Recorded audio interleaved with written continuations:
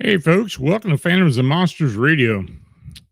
Now, tonight we travel into the mountains, forest, isolated communities, and rural backroads of Tennessee, a state with a long and complex history of unexplained encounters.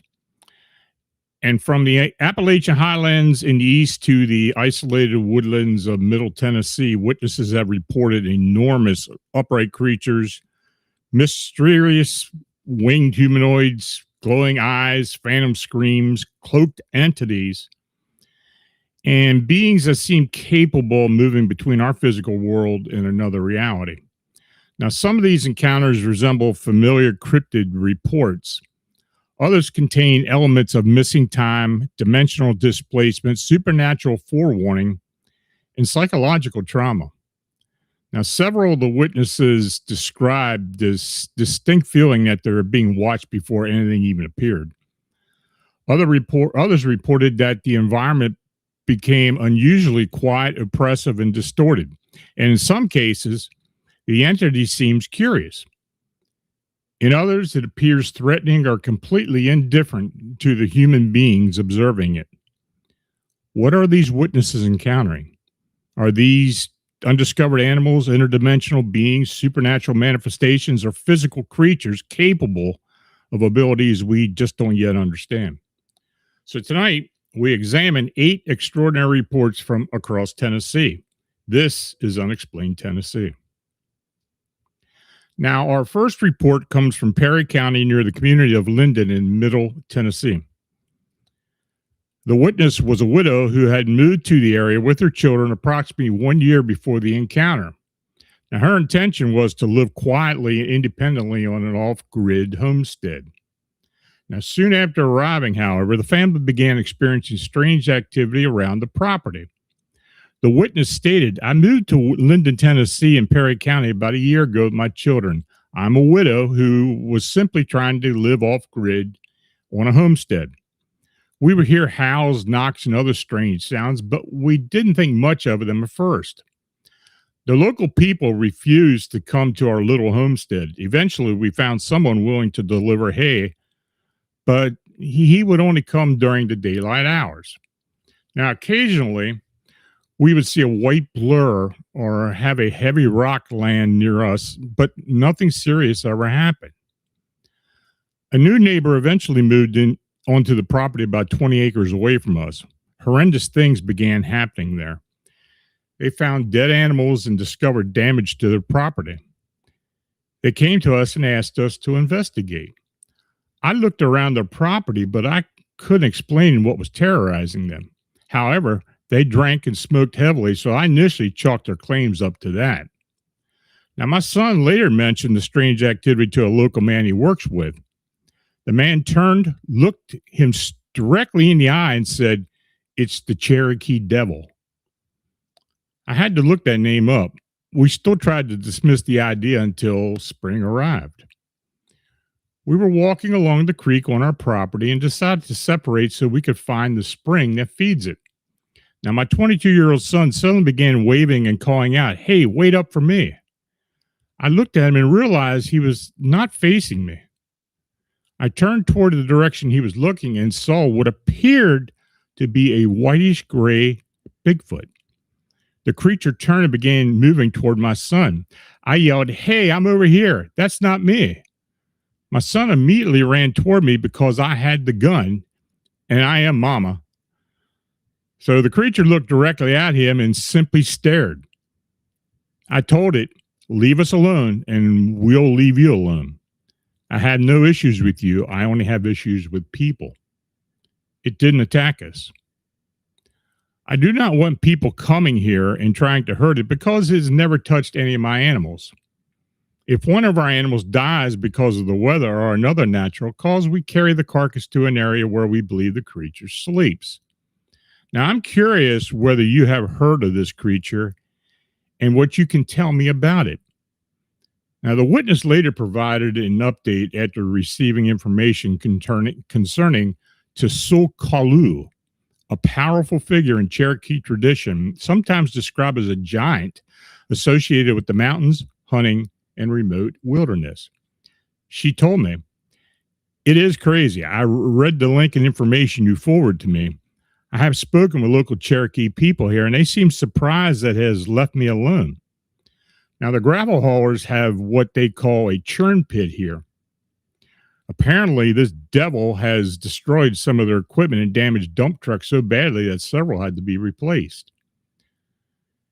They have placed traps and installed security, but they have not caught it yet, so I hope they don't. I noticed that the activity only starts when they begin dynamiting the ridge. Sorry, but I'm rooting for the Cherokee Devil.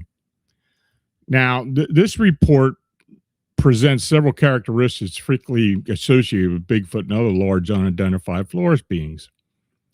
The family heard howls and knocking sounds. Rocks were apparently thrown near them, and white forms were seen moving around the property. Now, local residents also seemed reluctant to visit the homestead after dark. Most interestingly, the creature appeared near a creek and may have temporarily confused the witness's son by imitating or positioning itself near what he believed was his mother. Now, the witness did not describe the entity as immediately hostile. When directly addressed, it stopped and stared at her rather than attacking.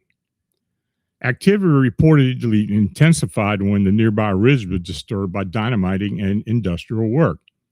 Now, similar patterns have been reported in other locations where logging, mining, excavation, and construction disrupted isolated habitats. Was the creature merely defending its territory, or was something older and much more complex connected to the land?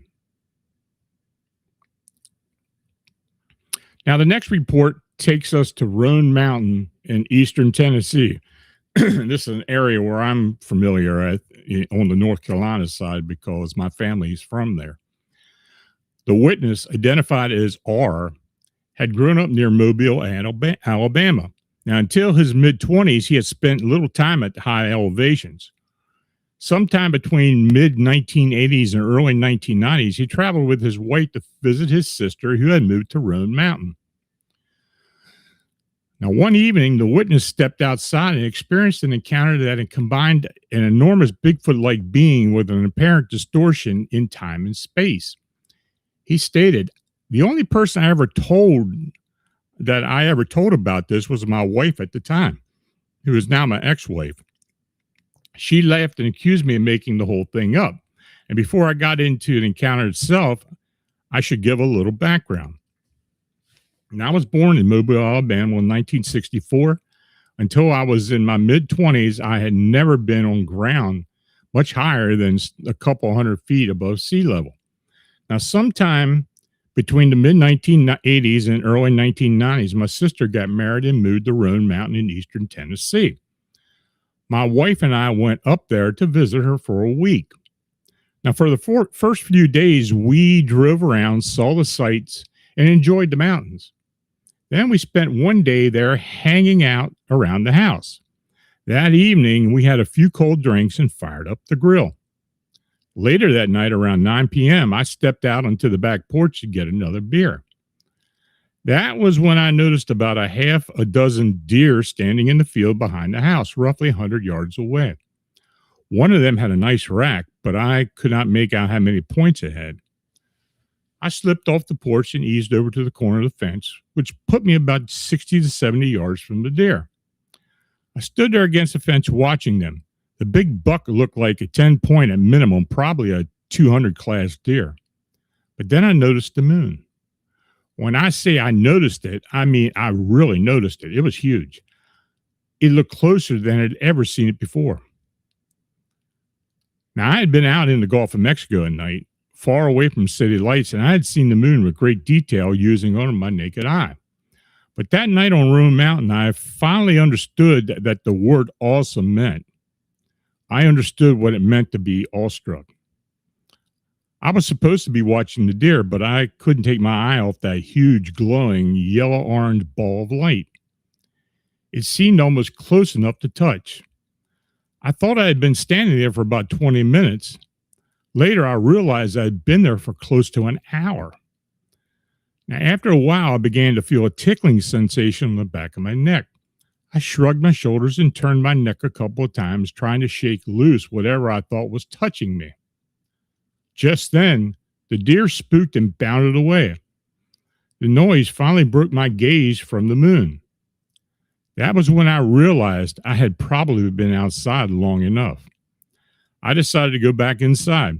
I took one last look at the moon and mumbled, "Wow," because of the beauty of the sun-reflecting satellite orbiting our world. But then it hit me. I felt the hot breath of some huge creature on the back of my neck. And at the same instant, I heard or felt the deepest chest rumbling I'd ever experienced. I turned to my right, looked over my shoulder. At first, all I could see was black as far as my peripheral vision allowed. It was all Bigfoot. This happened in a split second. When I got my head around far enough, I realized my face was maybe 8 to 10 inches from the creature's upper abdomen. Looking upward, I saw that its pectoral muscles stuck out from its chest almost 6 inches. They were massive. Its chest was every bit of 4.5 feet wide. Its shoulders looked as big as basketballs, adding another foot or two on each side. From shoulder to shoulder, the thing had to be at least 6 foot wide.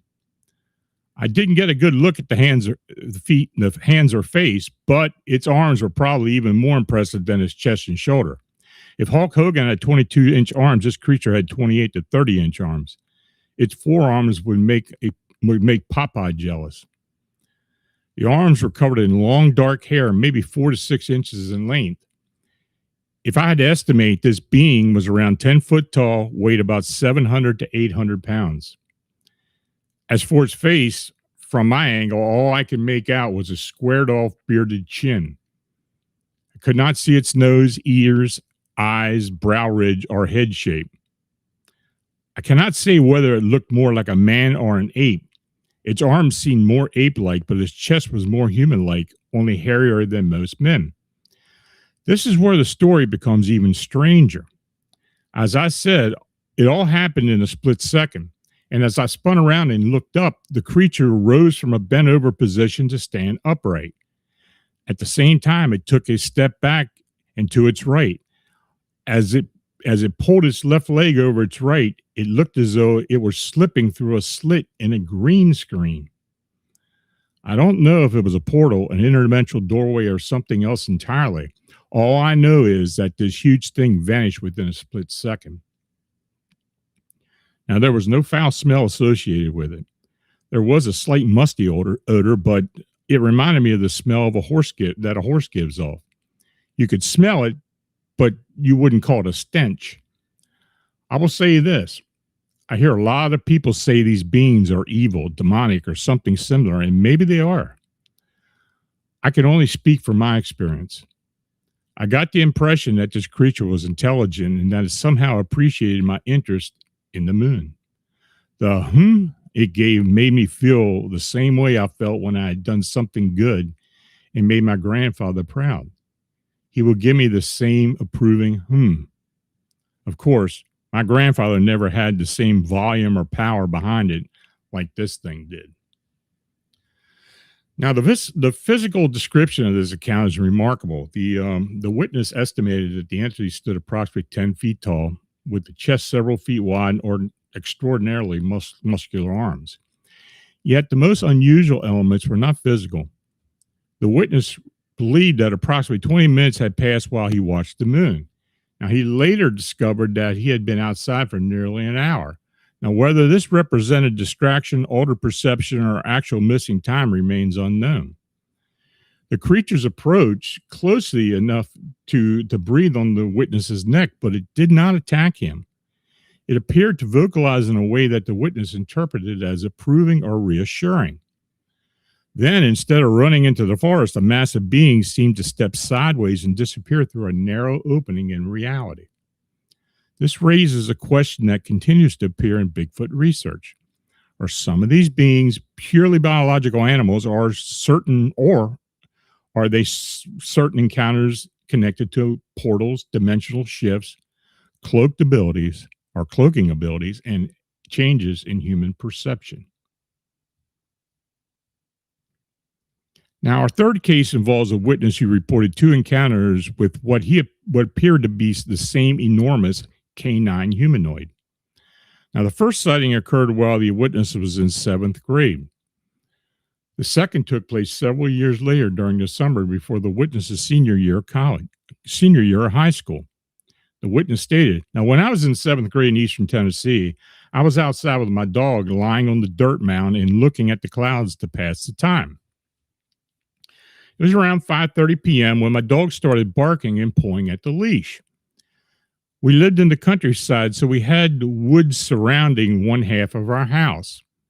Now, I tried hushing my beagle, but she persisted. I stood up and looked in the direction she was facing.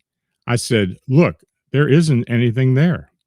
And as I said that, a large black creature with a canid body sprinted out of the woods. Now, this creature had thin fur that was so black that it had a pearlescent appearance, almost like a purple tint. Its eyes were a medium shade of yellow. Its legs were crooked backward, and its hands were long and slender. It stood about 7 feet tall when upright on its hind legs. And when it dropped on all 4 limbs, its back had an aggressive hunch, but it still maintained a fluid motion. Every step seemed pre-calculated. As it sprinted past, it tilted its head toward me as though it was aware of my presence, but could not be bothered by the fact that I was standing there. It then jumped over a 4-foot cattle fence without much difficulty. I am a senior in high school now, and just last summer I had another experience. I had been working with my father in his shed where we repaired motors and other equipment. I left my phone inside the shed. Now, my friend was staying overnight, so we headed back down to the shed when I realized I'd forgotten the phone.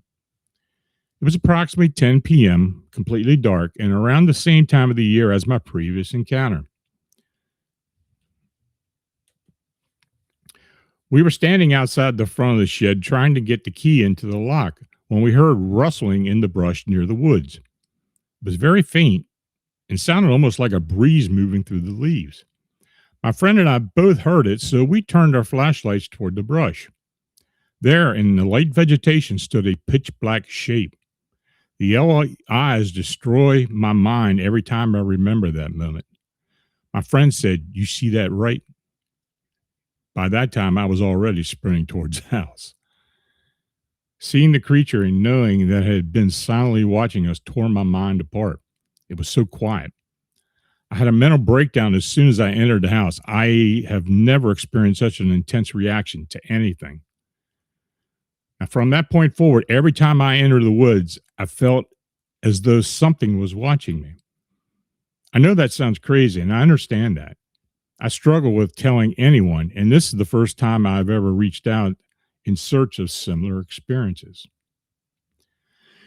Now, the creature in this report displayed several characteristics commonly associated with upright canine or dogman encounters. It had a canid body, dark black fur, yellow eyes, unusually long hands, and rear legs that appeared to bend backwards. It could stand approximately 7 foot tall, but also capable of dropping onto all four limbs without losing speed or coordination. During the first encounter, it ran past the witness and cleared a 4 foot livestock fence with little effort. During the second encounter, he remained motionless and concealed in the brush, silently observing the witness and his friend. Now, the emotional response was immediate and severe. The witness described having a mental breakdown after reaching the house. In many unexplained creature reports, the fear experienced by the witness seems disproportionate to the visible behavior of the entity. Sometimes the being does not attack, growl, or pursue. It just merely watches. Could this reaction be caused by the shock of the encountering the impossible animal? Or do some of these entities produce a psychological or physiological effect in those who see them? Now, this next report occurred in Antioch, Tennessee in 1993. Unlike the previous encounters, this entity did not appear to possess fur, feathers, or any clearly visible body surface. Instead, it seemed to be almost completely transparent. Now, the witness described seeing the outline of a human-sized figure through which the trees and sky remained visible. The witness stated, "Hi, in 1993, I was living in Antioch, Tennessee. One afternoon at approximately 3 p.m., I took my dog into the front yard so he can relieve himself. Most of the people in the surrounding homes were away at work, and the neighborhood was unusually quiet. Almost immediately, I developed the unmistakable feeling that something was watching me. I could not explain why, but the sensation was strong enough to make me stop and search the area. My attention was drawn toward a wooded section directly in front of the house. At first, I could not see anything unusual. Then I heard leaves and branches rustling somewhere among the trees. The sound did not seem to be coming from the ground, so I began looking higher and gradually scanned the treetops. My eyesight was very good at the time. I was completely sober, did not use drugs, and did not consume any alcohol. When I looked near the top of the trees, I saw something crouched among the upper branches. The only way I can describe it is comparing it to the cloaked creature in the movie Predator. I do not remember whether I had even seen the movie at that point, but the comparison is the best description I can offer. The figure appeared almost invisible. I could see the outline and general shape of its body, but I could also see the surrounding tree and skies through it. It was approximately the size of a grown man. What made the sight even more impossible was its position. It was crouched near the very top of a tree among branches that did not appear strong enough to support the weight of an ordinary person. Despite the figure's size, the branches beneath it did not bend or break. I stood in the yard staring at it, trying to understand what I was seeing. The figure remained motionless and appeared to be watching me from above. Now, for reasons I still can't explain, fear did not immediately take over. Instead, I released the dog's leash, shouted, "Hey," and began running towards it. The moment I charged forward, the figure moved. It began running across the tops of the trees with incredible speed. It did not climb down or leap to the ground. It traveled from one treetop to another as though the thin branches formed a solid pathway beneath it. The movement was so fast and fluid that I had difficulty following it with my eyes. Now, branches and leaves shifted as it passed, but the creature itself remained almost immediately transparent, or completely transparent. I could still make out its distorted outline as it moved through the canopy. Now, after running a short distance, I suddenly realized what I was doing. I remember thinking, what in the world are you doing chasing this thing? I stopped and continued watching it. The figure also stopped approximately 50 yards from where I had first seen it. It turned around and appeared to look directly back at me. Although I couldn't see any facial features, I had no doubt that its attention was focused on me. After pausing for several seconds, it turned away and continued moving through the treetops. It traveled deeper into the woods until the outline disappeared completely among the branches. Now, I remained there staring into the trees, but I never saw it again. Now, once the encounter was over, the full impact of what had happened just struck me. It scared the hell out of me. I knew that I had seen something approximately human in size, but nearly invisible, moving across the branches that should not have been able to support it. For many years, I never told anyone about the experience because I was certain people would think I was nuts. Even now, I can't explain what the figure was, how it concealed itself, or how it moved so quickly through the treetops. I only know that it was real. It was watching me, and it reacted the moment I ran toward it. Now, this report contains several characteristics found in what we call the glimmer man or cloaked human encounter, or humanoid encounter. Witnesses typically describe a distortion resembling heat waves, rippling glass, clear gelatin, or advanced camouflage. Now, the outline of the figure remains visible, but its surroundings can be seen through its body. Now, the Antioch entity also appeared capable of moving across the highest branches of the trees without breaking them or causing them to bend beneath its weight. The witness heard movement in the canopy, so the entity interacted with the physical environment, yet its body appeared almost transparent, and its weight did not seem consistent with its human-like size. The figure also demonstrated awareness and intelligence, and when the witness stopped chasing it, the entity stopped as well, turned around, and looked back at him. This did not seem like the behavior of an ordinary animal fleeing from danger. It seemed deliberate. Now, the next account occurred in an abandoned community somewhere in northeastern Tennessee. The exact location was not disclosed, but the witness described a 5-foot-tall bipedal creature covered in matted brownish black hair. Its most disturbing features were its smooth, flat face and glowing red eyes. The witness stated, "What did I see? I still cannot say with any certainty. What I can say is that it was approximately 5 foot tall, stood upright on 2 legs, and had glowing red eyes set in a strangely flat face. We encountered it in an abandoned town in northeastern Tennessee, in an area that already felt isolated and forgotten. The creature was covered in brown-black hair or fur that appeared thick, tangled, and badly matted. Its lower legs were obscured by the roadside ditch in which it was standing, so we never were able to get a clear look at its feet or the exact shape of its legs.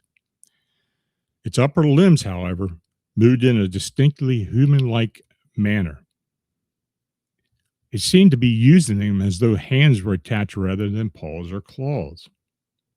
When we first noticed it, the creature was scrambling around on the embankment directly in front of it, apparently searching for something. It wasn't digging into the ground. The movements reminded me more of a person who had dropped a piece of jewelry or another small object in the grass and was carefully trying to locate it. We slowed the car and directed our bright light toward it. Even under the illumination, I could not make out any visible mouth or nose. His face appeared unusually smooth and featureless except for the eyes. The creature did not flinch, turn away, or move a muscle as we passed and slowed down for the better look. It seemed completely unconcerned by our presence. Now, oddly enough, it did not appear threatening or aggressive. Despite its unnatural appearance, I did not feel that it was preparing to attack us. It simply stood there, frozen in place, staring in our direction while remaining focused on whatever had drawn its attention to the embankment. As strange and as cliche as it may sound, the eyes did not appear red because of ordinary reflected light. They seemed to be glowing from within, producing its own steady illumination. Even assuming it was merely eyeshine, the only animal in that area that I know red eyeshine is the night heron. There's no possibility that what we saw was a bird. Someone later suggested the creature may have been a Mothman type entity. I did not see any wings, although it was dark, and it is possible that the wings could have been folded against its body or concealed beneath the thick matted covering. Nothing about the encounter gave us enough time or visibility to make a definite identification. I should also mention that something bearing a similar description was reportedly seen in the region many years ago. According to local people I later spoke with, these sightings dated back to the 1920s. Now, I do not know whether the reports are connected, but the similarities were difficult to dismiss. The encounter lasted only a short time, yet the image of the creature has remained with me. Its flat, nearly featureless face, glowing eyes, and strangely deliberate hand movements were unlike anything I'd ever seen in the Tennessee wilderness. Whatever it was, it did not resemble any known animal native to the area. Now, the creature's behavior is one of the most intriguing aspects of this report. It was not feeding, digging, or attempting to conceal itself. It appeared to be using its hands to search carefully through the vegetation for a small object. Even when illuminated by the vehicle's bright lights, the being didn't run. Its face appeared flat and almost completely featureless. No mouth or nose could be seen. Only the red eyes were clearly visible. Now, the witness believed the eyes produced their own illumination rather than reflecting the vehicle's lights. Similar reports of glowing-eyed, featureless humanoids have emerged from isolated roads, abandoned settlements, and wood areas throughout Appalachia. Some are described as hairy, while others appear smooth-skinned or shadow-like. The witness also learned of a potentially similar creature reported in the same region during the 1920s. Was this an isolated encounter? Or did the witness see an entity that has been present in the region for generations? Now, this next report returns us to Roan Mountain area. The encounter occurred one evening in 2010 as three witnesses traveled along a dark two-lane road after a birthday dinner. Now, the driver was accompanied by her former partner and his son. And as they approached a cemetery located above the roadway, they saw what initially appeared to be a large white ball moving onto the highway. The object then began approaching them. And as the distance closed, the witnesses realized that it was not a ball. It was a creature. The primary witness described the being as a bizarre combination of a human and reptile. It possessed two human-like arms and two legs connected to a thick alligator-like body. Its entire form was stark white, resembling the color of freshly fallen snow. The creature crawled low against the pavement, dragging or pulling itself forward on its stomach in a reptilian manner. The driver hoped that it would leave the roadway and disappear into the surrounding woods. Instead, it continued moving directly towards their vehicle. She believed that a collision was inevitable and slammed on the brakes. Immediately before reaching the front bumper, the creature reportedly began spinning violently. The witness compared the movement to a small tornado or a rapidly rotating mass. The figure seemed certain to strike the front of the car. Instead, it passed beneath the bumper and disappeared under the radiator area. The three witnesses remained inside the vehicle, shaken and terrified. They expected to hear an impact or feel the vehicle strike the creature, but there was no sound, no physical jolt, or no visible evidence of a collision. When they looked behind them, the entity was gone. The driver continued to describe the being as having two human-like arms, two legs with a reptilian midsection resembled that of an alligator. Its movements were unlike those of any known animal she had ever encountered. All three witnesses agreed that whatever crossed the road that night did not seem to be a normal living creature. The former partner later stated that time seemed to stand still during the incident. Everything appeared to slow down, creating the impression that the encounter lasted much longer than it actually had. The witnesses also recalled experiencing an intense feeling of dread before the creature appeared. They described the atmosphere as deeply oppressive, as though something evil or threatening was present nearby. That sensation intensified as they approached the cemetery and remained with them throughout the encounter. Even after the creature vanished, the witnesses continued to feel frightened and disturbed. They were convinced that they had experienced something completely outside the natural world. Now, this encounter combined several highly unusual elements. The entity appeared to emerge from the direction of the cemetery. It possessed both human and reptilian characteristics. Its body was white. It crawled directly toward an approaching vehicle instead of attempting to escape. Immediately before contact, it transformed to a rapidly spinning shape and vanished beneath the vehicle without producing an impact. 3 people observed the event, reducing the likelihood that it was a momentary visual error experienced by a single witness. The reported slowing of time is also significant. Similar temporal distortions have been described during UFO encounters, cryptid sightings, apparitional experiences, and other episodes of high strangeness. Was the spinning motion a physical defensive response, a distortion surrounding the creature, or a moment the entity left our visible environment? Whatever happened on that road, the witness believed that the creature deliberately approached them. Now, the next encounter occurred on September 4th, 2022 during Labor Day weekend. The location was 800 block of Iron Bridge Road in Columbia, Tennessee. The witness, Garland B., had hosted a family cookout at his home. At approximately 9 p.m., he and his brother-in-law were sitting beneath the carport and talking about the evening's activities while the evening's activities were winding down. Now, Garland initially reported, "I saw something resembling the Mothman across the street from my home during Labor Day weekend in 2022. We had held a family cookout at my house, and by approximately 9 p.m., we were finishing the cleanup. My brother-in-law and I were sitting under the carport talking when I noticed what appeared to be a person standing near my neighbor's basement door. I knew my neighbor was not home at the time, so I stood up to get a better look and see what the individual was doing. I called out, 'Hey!'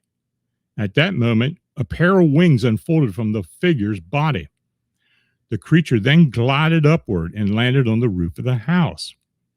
Once on the roof, it began walking toward the opposite side. I moved in the direction it had gone, hoping to see it again, but it continued further away and disappeared from view. I searched the area, but I couldn't locate it.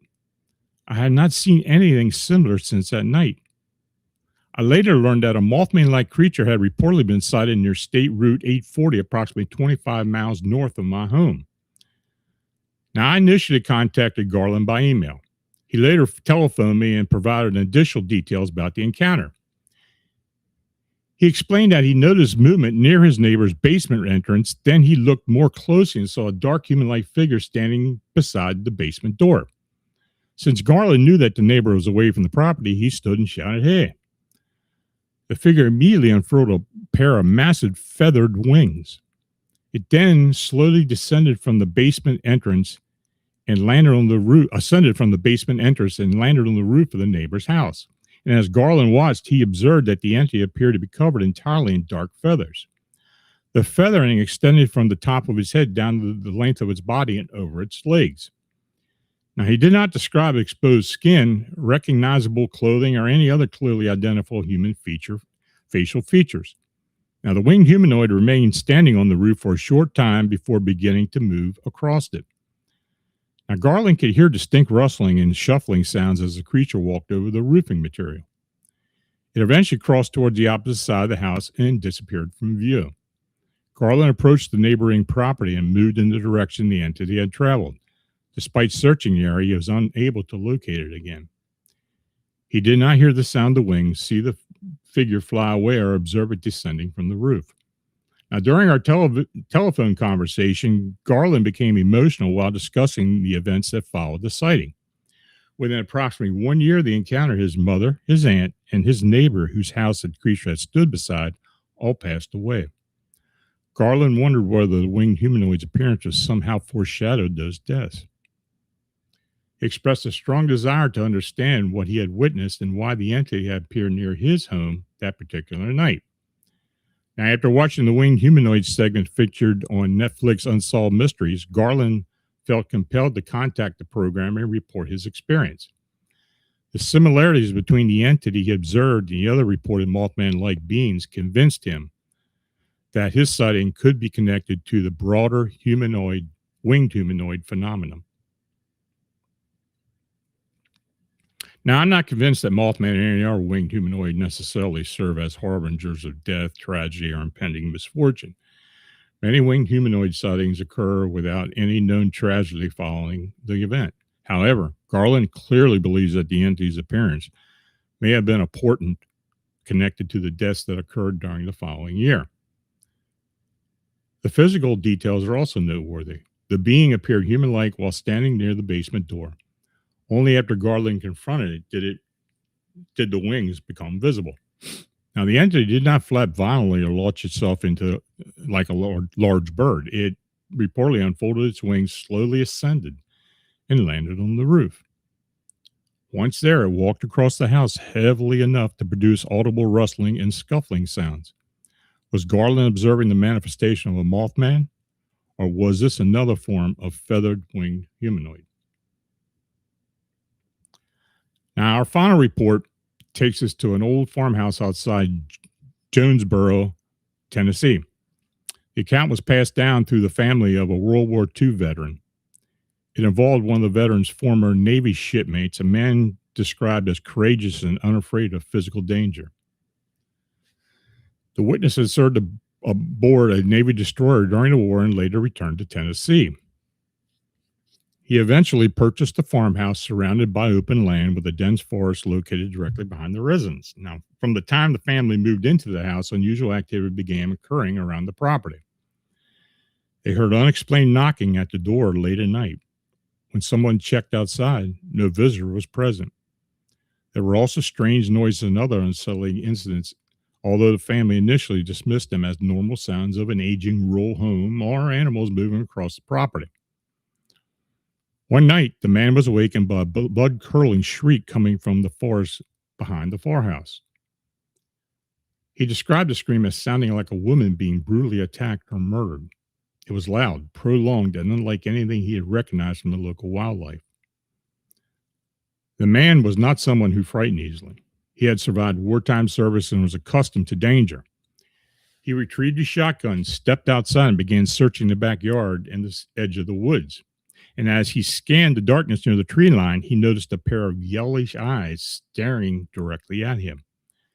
Now, the eyes were not positioned 3 or 4 feet above the ground, where the eyes of a deer, dog, or other common animal might appear. They were approximately 7 feet above the ground. He could see a body outline or recognizable. He could not see a body outline or recognizable silhouette. The darkness surrounding the eyes seemed impenetrable, and all he could see were the 2 yellow eyes staring steadily at him from the edge of the forest. He later said that the eyes appeared disturbingly human. They didn't move like the eyes of an animal. The unseen being showed no indication of fear, hesitation, or aggression. It simply stood there and watched him. The witness raised his shotgun, aimed directly between the eyes, and fired at close range. The blast should have struck something if it was standing near the trees. The figure did not fall. It did not recoil. It didn't cry out. It didn't even flinch. The yellow eyes remained in the exact same position, continually stared directly at him. There was no sound of an animal crashing through the brush or no visible movement among the trees. The being did not charge him, but it also made no attempt to retreat. It appeared completely unaffected by the shotgun blast. That lack of reaction frightened him more than the original scream. He realized he might be facing something that was not a normal animal and possibly not anything that could be physically harmed. He returned to the farmhouse deeply shaken. The encounter continued to disturb him long after that night. Now, at some point, he underwent a form of regression in an attempt to recover additional memories or understand what had happened at the tree line. The process apparently had a devastating effect on him. Shortly after the regression, the man experienced a complete mental breakdown. According to those who knew him, he was never entirely the same again. He became convinced that the yellow-eyed entity had somehow attached itself to his life and had caused lasting psychological and spiritual damage. And until the day he died, he blamed the encounter for destroying his peace of mind and ultimately ruining his life. Whatever stood near the Tennessee tree line was never identified. The memory of those elevated, human-like eyes and the being's complete lack of reaction to the shotgun blast remain with him for the rest of his life. Now, the 8 reports presented tonight represented different regions, witnesses, time periods, and types of unexplained phenomena. Yet, several patterns connect them. Multiple witnesses experienced the unmistakable sensation of being watched before they located the entity. The Cherokee Devil witness heard howls and knocks around her homestead before seeing the whitish-gray creature near the creek. The young witness in eastern Tennessee felt watched after encountering the enormous black canine. The Antioch witness sensed an unseen presence before discovering that the cloaked humanoid crouched in the treetops. Several entities appeared to possess human-like intelligence. The Perry County creature stopped and listened when the witness spoke to it. The Roan Mountain giant approached silently, vocalized at close range, and may have communicated approval or recognition. The cloaked entity reacted to the witness's pursuit, stopped when he stopped, and deliberately looked back at him. The red-eyed creature in the abandoned town used its hands in a careful, purposeful manner, almost as if it was searching for a specific object. Other reports involved apparent violations of normal physical behavior. The Roan Mountain giant seemed to step through an opening in reality. The Antioch entity moved across the branches that should not have supported its weight. The white reptilian creature spun in a rapidly rotating form and vanished beneath the vehicle without impact. And the Jonesborough being remained completely unaffected after a shotgun was fired directly between its eyes. Time and perception also played a role. The Roan Mountain witness believed that it had been outside for approximately 20 minutes, but nearly an hour had passed. The occupants of the vehicle near Roan Mountain felt that time slowed or stopped as the white creature approached them. Emotional and psychological effects appeared in several cases. Some witnesses experienced overwhelming dread before the entity appeared. Others suffered long-term anxiety, fear of the woods, emotional distress, or mental breakdowns after their encounter. These reactions may result from the trauma of seeing something that should not exist. However, we must also consider whether certain entities are capable of influencing human perception, emotion, or neurological activity. Tennessee's landscape provides an ideal setting for unexplained encounters. The state contains isolated mountain communities, extensive forests, cave systems, abandoned settlements, waterways, ridges, and areas with generations of indigenous and Appalachian lore. There are places where old traditions, modern witness reports, and unexplained physical events seem to overlap. Are these beings native to the Tennessee wilderness? Do they move through the landscape unseen until the chance encounter exposes them? Are they physical animals, supernatural entities, interdimensional visitors, or manifestations connected to the land itself? We may not have definitive answers. What we do have are witnesses who continue to carry the memory of those encounters years or even decades later. They remember the eyes, they remember the movement, they remember the silence. Most of all, they remember the realization that something was watching them from the darkness. This has been Unexplained Tennessee. Now, please subscribe to Phantoms of Monsters Radio, activate the notifications, and share this presentation with others interested in the unexplained. If you have experienced something unexplained in Tennessee or elsewhere, I encourage you to document every detail you remember. Even details that initially seem insignificant may become important when compared with other reports. And you can submit your account directly to Phantoms of Monsters. Witness confidentiality and anonymity will be respected when requested. If you send a chat donation this evening, your consideration is much appreciated. Your support helps us continue documenting witness testimony, investigating unusual incidents, and preserving these accounts for future research. So if you have a question, please place it in all caps, and I will try to answer as best I can for you.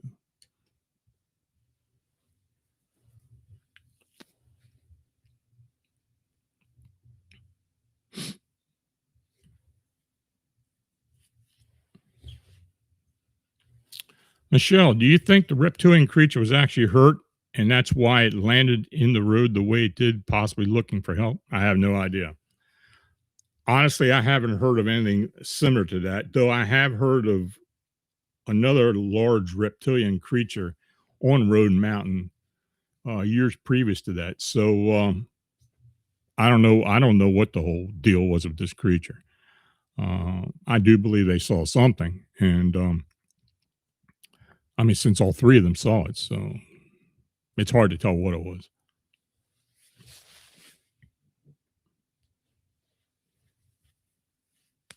Michelle, do you think the being crouched in the trees was extraterrestrial, or do you think it was possibly a vampire? I think it was what we consider to be a glimmer man, maybe an ultra terrestrial being, could be an extraterrestrial. We just don't know what they are. Um, that's why we continue to collect these reports about this phenomena.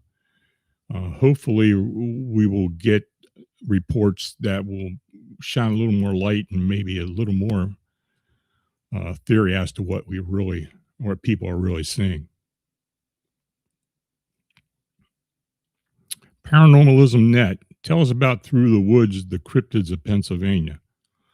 Oh, well, this is a documentary that I'm working with some filmmakers in York, Pennsylvania. It's been going on for about a year now. They were at a presentation that Rissa Miller and I did about a year ago, and then they wanted me to discuss the Mothman, the winged humanoid, and the other winged humanoid sightings in South Central Pennsylvania, as well as my Bigfoot encounter down in Maryland.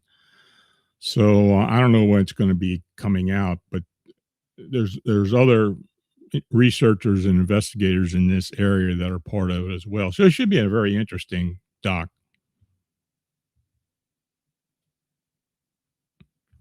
Sir Wolf, how long? Glimmer man on top of the trees, thin branches make no sense. Could it be an astral form that is bleeding into this plane? Semi-present, what's your take on it? It very well could be. I mean, it could be a light being of some type, it could be an apparition, a manifestation that just takes a more spirit form when it comes through to this plane. I mean, your guess is as good as mine.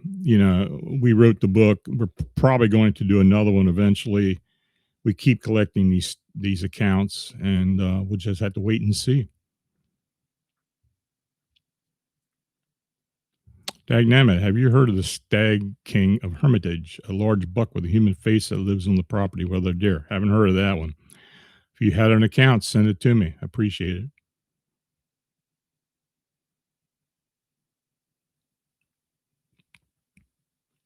That's the same question.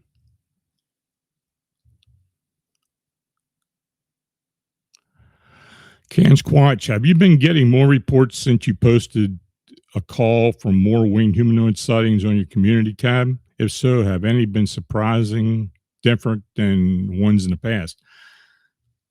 I'm probably getting a few more reports, but honestly, the content and descriptions are very similar to what we've had.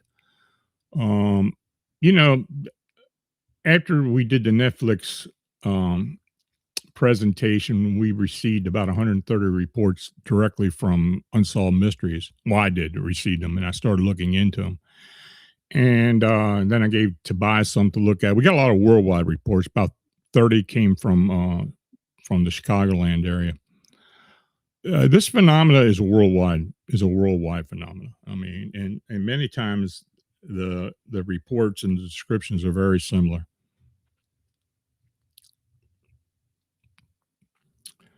James Borg, any known stories from the Knoxville area, Lon? Yeah, it could be, but I can't remember them offhand.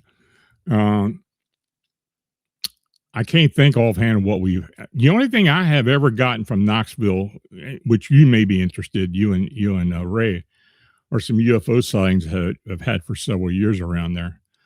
Mostly what we call these plasma-like beings, plasma-like craft that kind of shape-shift while they're flying. Many of them were donut-shaped with a hole in the middle. So if you're interested, I had to dig them out. I mean, I know you went through the site or went through some of the stuff for the book. So I don't know if you saw it there or not. Dagnammit, there's a cryptid in Tennessee called the Chicasella. Have you heard of that? No, I haven't heard of that one either. Again, you got any information, please send it to me.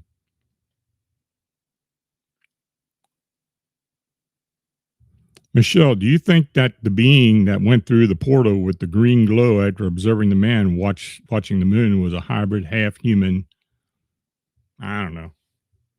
I think it was probably a Bigfoot, just from the description and from other reports I have received. We get a lot of these reports where people see these things vanish like they're going through a rift. That's not unusual. We get a lot of those, and it's just not in Tennessee. It's in a lot of places. Tyler, 420. In Tennessee, there's a cryptid that not many people talk about, and it's called the barilla. Have you heard of the creature? Yeah, I have heard of that. And there's a similar creature up in South Dakota, too, that has been messing with some of the folks on some of the reservations in South Dakota as well, and it's kind of like a bear human like being. I'd say a bear Bigfoot human like being.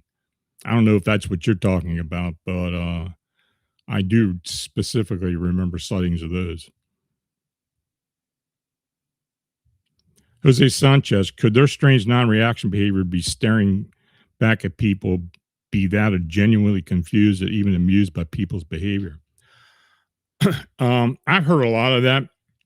I think when they stare at people, any cryptid, any being itself, I think a lot of it is surprised that they're starting to realize that people are actually seeing them. And they're probably surprised, as surprised as the human witnesses are. But we do hear a lot of that. Michelle, do you think the Cherokee Devil understood that the family was just there to live and not intend to change or destroy the land, and that's why he didn't attack them? Sure, I think he understood the intention, especially when they were feeding dead animals to it, and just not disturbing it. I mean, she had the gun, didn't shoot it or anything like that. She tried to calm it down. Thunderstorm, thank you for the, what was the question again? Have you ever heard of Nordic aliens? Yeah, we have. Tall whites. In fact, I did a report about tall whites today on the blog. And some of the encounters that Charles Hill had with the tall whites. But yeah, I've heard several Nordic alien encounters. Allie Staring, Lon, any word from Larry Arnold at SHC? I haven't heard from him in a long time. I have not heard of him in a long time.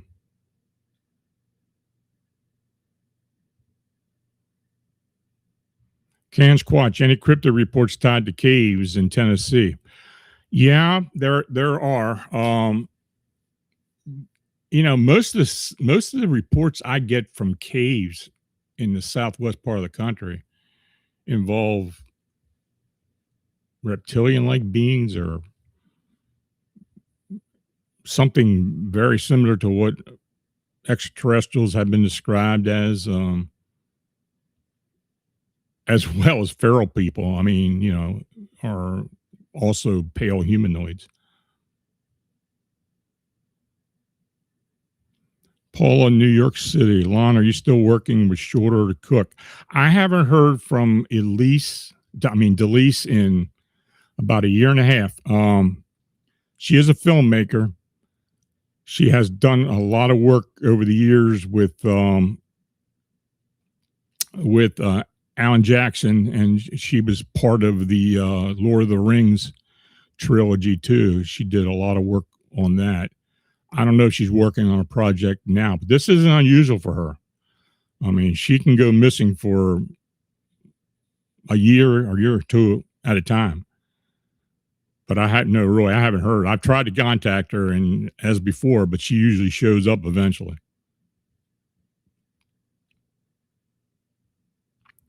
Can Squatch, what about Oak Ridge Government Facility? Any reports from that area? Yeah, I do. I do have one. I'll just have to wait for the next Tennessee report. And if you search that in the archive, it should pull up. It was about I think it was a cryptid canine or some type of creature like that.